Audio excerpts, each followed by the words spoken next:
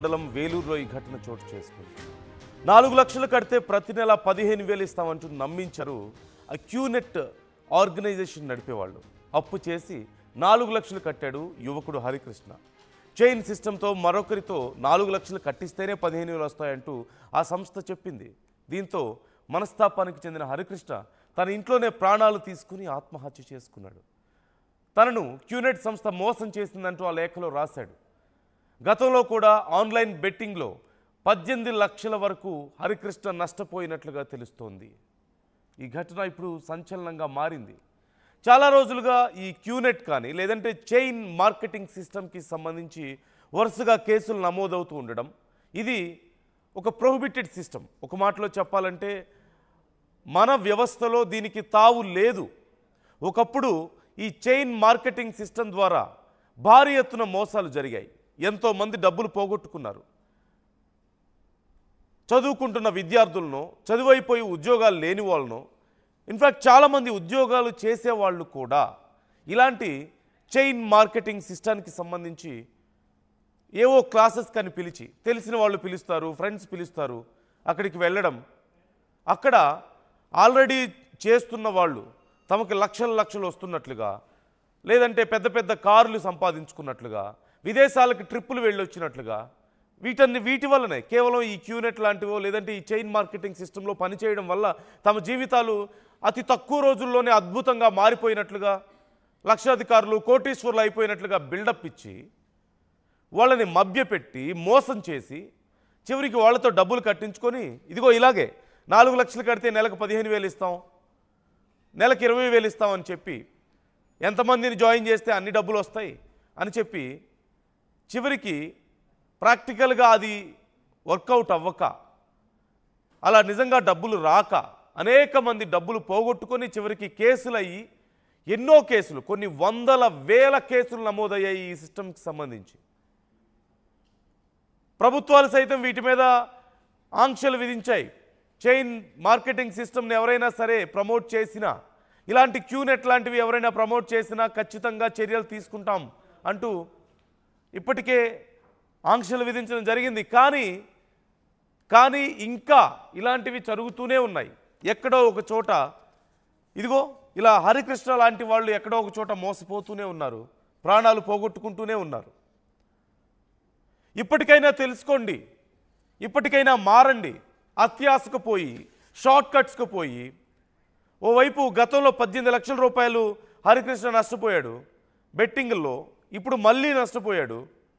చివరికి అప్పుల పాలైపోయి ఎలా తీర్చుకోవాలో తెలియక, చేతిలో సంపాదించే అవకాశం లేక చివరికి ప్రాణాలు తీసుకున్నటువంటి పరిస్థితి కనిపిస్తోంది.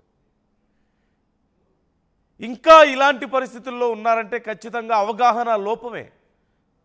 ఒకసారి మనం ఒక రూపాయి పెట్టే ముందు, లేదంటే ఎవరినైనా నమ్మి డబ్బులు ఇచ్చే ముందు, లేదంటే ఇంకేదైనా బిజినెస్ పెట్టే ముందు 1కి 10 సార్లు ఆలోచించుకోవాల్సిన అవసరం లేదా? ఇవాళ రేపు ఇంటర్నెట్ అందరి చేతిలో అందుబాటులో ఉంది కదా. అసలు ఏంటి చైన్ మార్కెటింగ్ సిస్టమ్, అసలు ఏంటి క్యూనెట్ అని ఒక్కసారి గూగుల్ చేస్తే అర్థమైపోయేది కదా. కొద్దిపాటి నిర్లక్ష్యం, అలసత్వం చివరికి ఇలా ప్రాణాలు పోయే వరకు తీసుకొస్తున్నటువంటి పరిస్థితి కనిపిస్తోంది. అతను హరికృష్ణ తన ప్రాణాలు తీసుకుంటూ రాసినటువంటి ఒక లేఖ నేను మీకు చదివి వినిపించబోతున్నాను. ఎందుకు తను ఇలా ప్రాణాలు తీసుకోవాల్సి వచ్చింది, ఎందుకు అసలు ఈ పరిస్థితికి రావాల్సి వచ్చింది అనేది తను రాసినటువంటి లేఖలో నేను మీకు చదివి వినిపిస్తాను ఒకసారి. ఎంత ఆలోచించినా నా వల్ల కావడం లేదు, నాతోని కావడం లేదు. రోజు రోజుకి సమస్యలను పెంచుకోవడం జరుగుతుంది. ప్రతిదీ అబద్ధం చెప్పాల్సి వస్తుంది. నేను ఏది మొదలుపెట్టినా సరే అందులో మోసపోవడం జరుగుతుంది. నా వల్ల నా చుట్టూ ఉండేవాళ్ళను కూడా ఇబ్బంది పెడుతున్నాను. ఎందుకు ఇలా జరుగుతుందో నాకేమీ అర్థం కావడం లేదు. నేను చాలా హానెస్ట్ పర్సన్ని, కానీ ఇప్పుడు చాలా అబద్ధాలు ఆడుతున్నాను. ఒక విధంగా చెప్పాలంటే నేను చాలా దిగజారిపోయాను. Sorry to everyone. క్యూనెట్ నన్ను మోసం చేశారు. వాళ్ళు చెప్పింది ఒకటి, అందులో చేసేది ఒకటి. నేను ఏ విధంగా బ్రతుకుతున్నానో నేను ఏ విధంగా బ్రతకకూడదో దానికి ఒక ఉదాహరణ నేనే అంటూ తాను రాసినటువంటి ఒక లెటర్ని నేను మీకు చదువుతున్నాను. అంటే ఎంత బాధపడుతున్నాడో. నేను చాలా మంచివాడిని, ఎవరిని ఎప్పుడూ మోసం చేయలేదు, నిజాయితీగానే ఉన్నాను, కానీ ప్రతి చోట నన్ను మోసం చేస్తున్నారు, ఈ క్యూనెట్ వాళ్ళు కూడా నన్ను మోసం చేశారు, రోజు రోజుకి నేను అబద్ధాలు చెప్పి బ్రతకాల్సి వస్తుంది అంటూ అతను తన బాధని ఇలా రాసుకున్నాడు ప్రాణాలు తీసుకునే ముందు. మరొక పేజీ ఉంది. రోజు రోజుకి నా పరిస్థితి దిగజారిపోతుంది, బ్రతుకు మీద చాలా విరక్తి వస్తుంది, నా మీద పెట్టుకున్న నమ్మకాన్ని కోల్పోయాను, నాకు నేను నచ్చడం లేదు, ఏదనుకున్నా కావడం లేదు, చావడానికి కూడా ధైర్యం రావడం లేదు, చాలా భయంగా ఉంది, నేను ఏం చేయాలో అర్థం కావడం లేదు, వాళ్ళు నాపై చాలా నమ్మకం పెట్టుకున్నారు, కానీ నేను ఆ నమ్మకాన్ని కోల్పోయాను, వాళ్ళను మోసం చేస్తూ రోజు బ్రతకడం నా వల్ల కాదు, ఎవరు కూడా తన జీవితాన్ని తనంతట తాను పాడు చేసుకోరు, పరిస్థితులు ప్రభావం చేస్తాయి అంతే. ఎంత బాధపడి ఉంటే, ఎంత కృంగిపోయి ఉంటే ఇలాంటి ఒక లెటర్ రాసుంటాడో కదా. ఎంత మోసపోయానన్నటువంటి ఆ బాధ మనసులో చంపేస్తుంటే చివరికి ఇలాంటి ఒక లెటర్ రాశాడో కదా.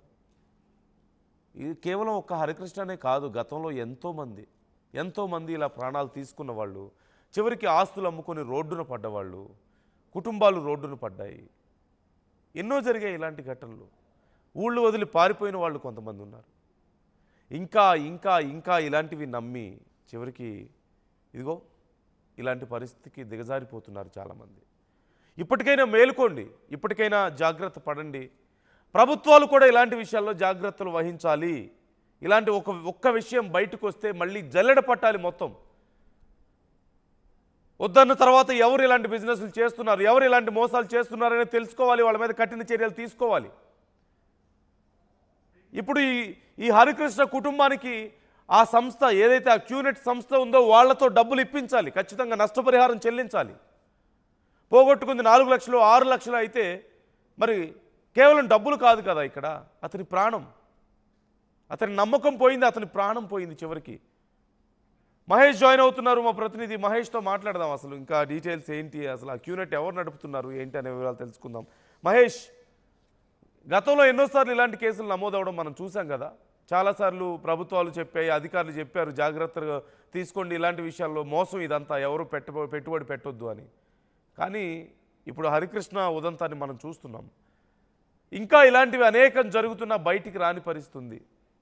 సో ఈ విషయంలో అసలు ఏం జరిగింది, ఆ మహేష్ హరికృష్ణ కుటుంబ సభ్యులు ఏమంటున్నారు, డీటెయిల్స్ ఎలా ఉన్నాయి మహేష్? ఖచ్చితంగా అనంత్, ఇప్పటికే సిద్దిపేట జిల్లాలో ఒక ఫైనాన్స్ వేధింపులకు బలైన సంఘటన, ఒక యువకుడు చనిపోయడానికి కూడా ఎవరిని కూడా జీర్ణించుకోలేకపోతున్నారు.